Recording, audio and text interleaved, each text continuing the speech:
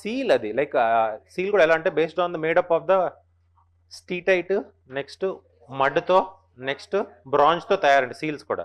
So mostly ఏంటి అంటే ఈ సీల్స్ మల్టిపుల్ డైమెన్షన్ వాడినప్పుడు రిచువల్స్లో ఎలా అంటే they are used as amulets, తాయెత్తులు. సో కాల్డ్ ఇక్కడ ఇక్కడ పెట్టుకునే ఆమ్లెట్స్ ఉంటాయి. రీజన్ ఏంటి? ఈవిల్ స్పిరిట్స్ రాకుండా అనమాట. So ultimate and seals has multiple dimensions. Seals not used as what only for what trading purpose, they have a multiple uses. So దీనిలో multiple seals దొరికాయి, ఒక్కొక్క సైట్లో ఒక్కొక్క సీల్ దొరికాయి అనమాట. ఆ ఒక్కొక్క సైట్లో దొరికిన సీల్ని బట్టి ఏంటంటే అక్కడ ఆ యానిమల్స్ ఉండొచ్చు.